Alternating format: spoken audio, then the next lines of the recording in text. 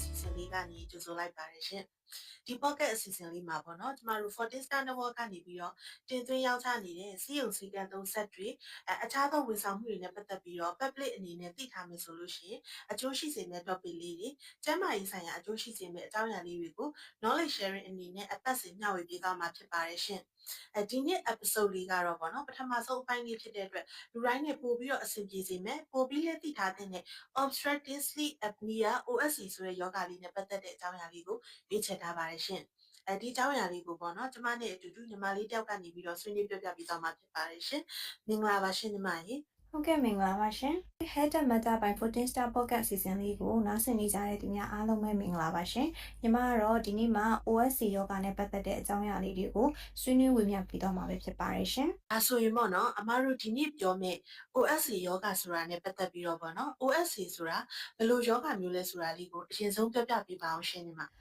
ဟုတ်ကဲ့ OSC ယောဂဆိုတာကြတော့အိပ်ပျော်နေတဲ့အချိန်အတော်အတွင်းမှာအသက်ရှူလမ်းကြောင်းပိတ်သွားလို့အသက်ရှူအားခက်တဲ့ယောဂကိုဆိုလိုတာပဲဖြစ်ပါတယ်ရှင်။ဒီအိပ်ပျော်နေတဲ့အချိန်အတော်အတွင်းမှာပေါ့နော်အသက်ရှူခဏခဏရပ်သွားတယ်။နောက်ခန္ဓာကိုယ်ထဲမှာရှိတဲ့အောက်ဆီဂျင်တွေကျသွားတာနဲ့အတူ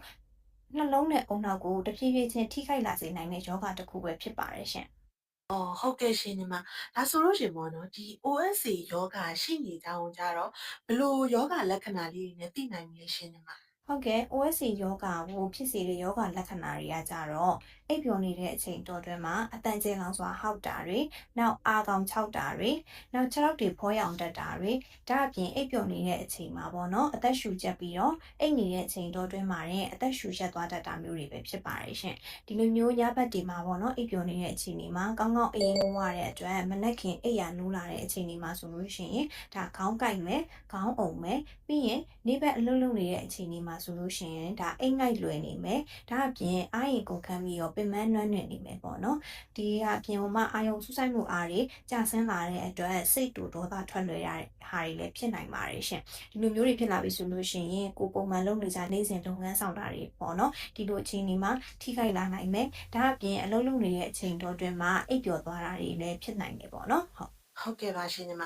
အိမ်နေတဲ့အချိန်တနာရီအတွင်းမှာတော့မှပဲအချိန်30အထိအသက်ရှူရပ်သွားနိုင်နေဆိုတော့ဒါကအိပ်ရေးဘလို့မှမဝနိုင်ဘူးပေါ့နော်အဲ့ဒါဆိုလို့ရှိရင်ညဆိုလို့ရှိရင်အိပ်ရေးမဝတာကြောင့်ခုနကပြောတဲ့နေ့ဘက်မှာပင်ပန်းနေတာမျိုးကြောင့်ဒီခုနကဆိုင်းနေဖြစ်တယ်လို့ထင်ပါတယ်ရှင်ဟုတ်ပါတယ်ရှင်ဒီညဘက်ဒီမှာပေါ့နော်ကောင်းကောင်းအိတ်မပျော်တဲ့အတွက်နေ့ဘက်ဒီမှာဆိုလို့ရှိရင် तू ကပင်ပန်းနေတာပေါ့နော်ညဘက်ဒီဆိုလို့ရှိရင်ကိုကအိတ်ပျော်နေတယ်လို့ထင်ရပါမယ်ဒီညဘက်အိတ်ပျော်နေတဲ့အချိန်အတွင်းမှာပေါ့နော်တနာရီအတွင်းမှာဟိုအချိန်30လောက်ထိကို तू ကအသက်ရှူရက်သွားတာတွေဖြစ်နိုင်တယ်ပေါ့နော်အဲ့လိုမျိုးဖြစ်နေတဲ့အတွက်သွေးထဲကအောက်ဆီဂျင်တွေကကျသွားပြီးတော့အုံနောက်ကခဏခဏလန့်လို့တယ်ပေါ့နော်အဲ့လိုအခြေအနေတွေဖြစ်တယ်ဒါကြောင့်မလို့ကိုကတော့မသိပေမဲ့အိပ်ပျော်နေတယ်ထင်ရပေမဲ့ပေါ့နော်လူကမနက်ခင်းနိုးလာတဲ့အခါကျလို့ရှိရင်လမ်းဆန်းတက်ကြွတာမရှိဘဲနဲ့ပင်မနွမ်းနေတာပဲဖြစ်ပါတယ်ရှင်ဟုတ်ကဲ့ရှင်အခက်မဖြစ်လို့ရှင်ပေါ့နော်ဒီအသက်အန္တရာယ်ထိပါထိခိုက်လာနိုင်တာဖြစ်တဲ့အတွက်ပေါ့နော်ဒီ OSC ယောဂရှိနေရင်တော့တိထားဖို့က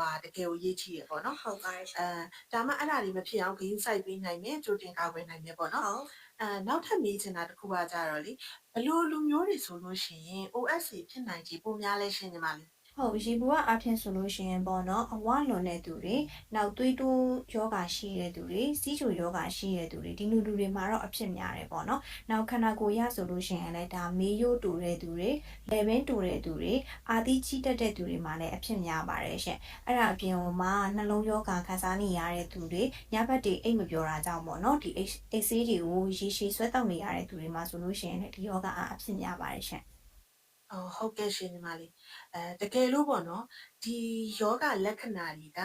ကို့မှာရှိနေတယ်ဆိုလို့ရှင်ပေါ့နော် OSC ဖြစ်နေမလားဆိုတာကိုဘယ်လိုမျိုးသိနိုင်မလဲရှင်ညီမလေးကို့မှာပေါ့နော်ဆောနာပြောခဲ့သလိုပဲဒီလိုယောဂလက္ခဏာတွေခံစားနေရတယ်ပေါ့နော်ခံစားနေရပြီဆိုတဲ့အခါကျလို့ရှိရင်အရင်ဆုံး sleep test ကိုစစ်ဆေးကြည့်တဲ့နယ်ပေါ့နော်ဒီ sleep test ကိုစစ်ဆေးခြင်းအပြင်ကို့မှာ OSC ယောဂရှိမရှိကိုသိရှိနိုင်မှာပဲဖြစ်ပါတယ်တကယ်လို့ကိုကစစ်ကြည့်လိုက်လို့ OSC ယောဂရှိနေပြီဆိုတဲ့အခါကျလို့ရှိရင်ဒီယောဂကပေါ့နော်အရန်ကြီးတော့စိုးရိမ်ကြမှာမဟုတ်ပဲနဲ့ကုသမှုနဲ့ဒါထိန်းသွားလို့ရတဲ့ယောဂဖြစ်တယ်ပေါ့နော်ဒါပေမဲ့ဆရာဝန်ရဲ့ညွှန်ကြားချက်တွေကိုတော့တေချာလိုက်နာပြီးတော့ကိုယ့်ရဲ့နေထိုင်အစားအသောက်တွေကိုတေချာလေးဆင်ခြင်ပြုပြင်ပြောင်းလဲပြီးတော့ healthy lifestyle health လို့ခေါ်တဲ့ကျန်းမာတဲ့လူနေမှုဘဝအနေအထားတွေရအောင်လို့ပေါ့နော်ဒါကုသလို့တော့ရတယ်အဲ့အတွက်ကိုယ့်ရဲ့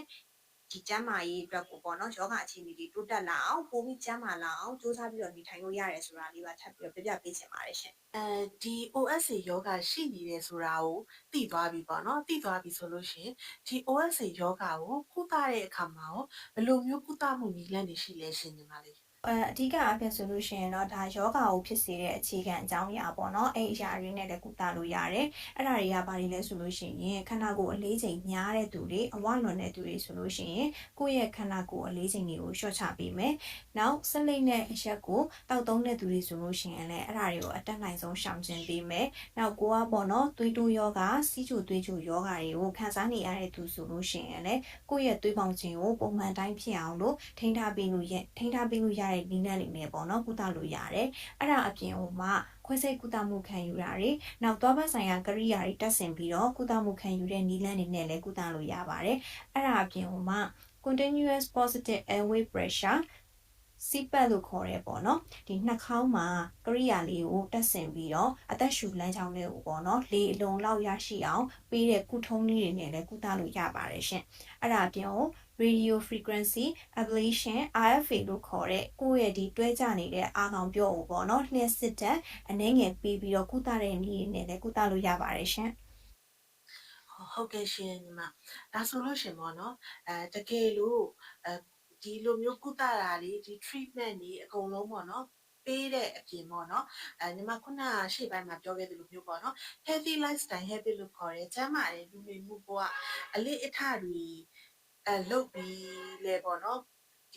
ီကုသမှုကိုပို့ပြီးတော့တိုးတက်လာအောင်လို့ support ပေးလို့ရတယ်ပေါ့နော်အဲ့တော့ဒီ OSA ဖြစ်နေတဲ့သူတွေအနေနဲ့လဲပေါ့နော်ဒီကျန်းမာတဲ့လူနေမှုဘဝအလေးအထတွေရပေါ့နော်သူတို့ဘာတွေကိုလုပ်ကြည့်လို့ရလဲရှင်ညီမလေးဟုတ်ကဲ့ရှင်ဒီ OSA ယောဂရှိနေတဲ့သူတွေအတွက်ပေါ့နော်ကိုကဒီခန္ဓာကိုယ်အလေးချိန်များနေမယ်ဆိုလို့ရှိရင်ခန္ဓာကိုယ်အလေးချိန်တွေလျှော့ချပေးမယ်ပြီးရင်အားကစားပုံမှန်လုပ်ပေးမယ်ပေါ့နော်နောက်စလိတ်နဲ့အရက်နဲ့တောက်သုံးတတ်တဲ့သူတွေဆိုလို့ရှိရင်လည်းဒီຢာတွေကိုကိုကရှောင်ရှားပေးမယ်အဲ့ဒါအပြင်ဟိုမှာကိုရဲ့သွေးပေါင်ချိန်ကိုပုံမှန်တိုင်းဖြစ်အောင်ထိမ့်သိမ်းတာပေါ့နော်ဒီလိုနည်းလမ်းလေးတွေနဲ့လည်းကိုတေချာလေးဆောင်ရွက်နေနဲ့လှုပ်ဆောင်တင်ပါတယ်ရှင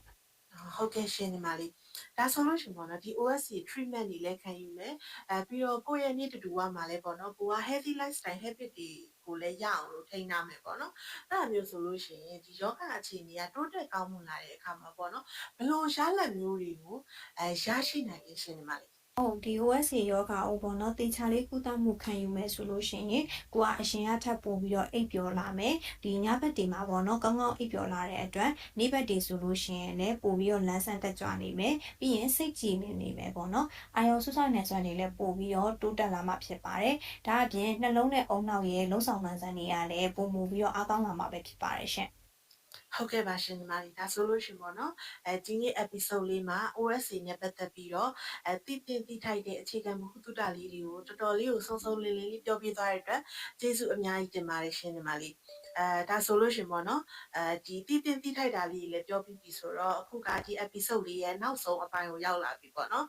်ဒါကြောင့်ဒီလက်ရှိနားထောင်နေတဲ့သူတွေကိုညီမလေးအနေနဲ့နှုတ်ဆက်စကားလေးပြောပြပါအောင်ရှင်ဟုတ်ကဲ့ပါရှင်ဒီနေ့အစီအစဉ်လေးကိုနားထောင်နေကြတဲ့သူတွေထဲမှာပေါ့နော် OSA ယောဂကိုခံစားနေရတဲ့သူတွေပါခဲ့မယ်ဆိုလို့ရှိရင်လေကိုယ့်ရဲ့ယောဂကိုပေါ့နော်အရင်ကြီးမစိုးရင်နဲ့ဒါပေမဲ့အရင်လည်းမပေါ်စာပဲနဲ့ပေါ့နော်တေချာလေးဆရာဝန်ညွှန်ကြားချက်တွေအတိုင်းပြုမှုနေထိုင်မယ်နောက် OSA တန်ရာရှိနေတဲ့သူတွေအနေနဲ့ဆိုလို့ရှိရင်လည်း sleep test လေးတွေကိုတေချာစစ်ဆေးပေးမယ်ဒါအပြင်ကိုက OSA ယောဂတော့မရှိဘူးဒါပေမဲ့အေးမဝတာအိပ်ရခတ်တာပေါ့နော်ဒီလိုယောဂလက္ခဏာတွေကိုခံစားနေရတယ်ဆိုလို့ရှိရင်ကိုယ့်ရဲ့အိတ်ချိန်စားချိန်တွေကိုပေါ့နော်တေချာလေးပုံမှန်ဖြစ်အောင်ထိန်းညှိပေးတဲ့နဲ့အိတ်ချိန်လေးဆိုလို့ရှိရင်လည်းလုံလောက်တဲ့အိတ်ချိန်ဖြစ်အောင်တေချာလေးအိတ်ပေးရမယ်ပြီးရင်အစားအသောက်နဲ့ပတ်သက်ပြီးလို့ရှိရင်လည်းကိုတက်နိုင်တဲ့ပမာဏအလိုက်ပေါ့နော်ပြေးဝတဲ့အစာအာဟာရတွေရရှိအောင်လို့နေထိုင်စားသောက်ဖို့အတွက်တိုက်တွန်းချင်ပါတယ်ရှင်ဟုတ်ကဲ့ပါရှင်ညီမလေးကျေးဇူးပါရှင်ဟုတ်ကဲ့ပါရှင်ညီမလည်းဒီနေ့မှာပေါ့နော်ဒီအစီအစဉ်လေးမှာလာရောက်ပြီးတော့ဆွေးနွေးခွင့်ရတဲ့အတွက်ကျေးဇူးများကြီးတင်ပါတယ်ရှင်#matter by Fortista Pocket ကိုနားဆင်နေနေတဲ့မိတ်ဆွေတိုင်းကိုကျေးဇူးအထူးတင်ပါတယ်ရှင်။ဒီတစ်ပတ်မှာပေါ့နော်ညီမတို့ obstructive sleep apnea OSA နဲ့ပတ်သက်ပြီးတော့အသိပညာလေးတွေကိုမျှဝေခွင့်ရတဲ့အတွက်ဝမ်းသာပါတယ်ရှင်။တကယ်လို့ပေါ့နော်မိမိကိုယ်တိုင်ပဲဖြစ်ဖြစ်မိသားစုပတ်ဝန်းကျင်ထဲမှာပဲဖြစ်ဖြစ် OSA ဖြစ်နေတဲ့လူသားများရှိရဲဆိုလို့ရှိရင်စိတ်ပူဖို့မလိုပါဘူးရှင်။အရင်ဆုံးလိုအပ်တဲ့အရာက sleep test စီတာပဲဖြစ်ပါတယ်ရှင်။ နောက်လာမယ့်အပတ်မှာတော့ပေါ့နော်ဒီ sleep တက်နဲ့ပတ်သက်တဲ့ sleep တက်အမျိုးအစားတွေဘယ်လိုစမ်းသပ်ကြမလဲဆိုတဲ့အကျိုးပြုမဲ့အချက်တွေကိုပို့ပြီးတော့အသေးစိတ်ပြောပြပေးသွားမှာဖြစ်ပါတယ်ရှင်။ဒါကြောင့်ပေါ့နော်ဒီကျန်းမာရေးဆိုင်ရာဗဟုသုတတွေနဲ့တိတိတိထိုက်တဲ့ဗဟုသုတတွေကိုမျှဝေပေးနေတဲ့ Fortin Star Network YouTube Channel လေးကို like and subscribe လုပ်ပေးဖို့အတွက်မမေ့ကြပါနဲ့နော်။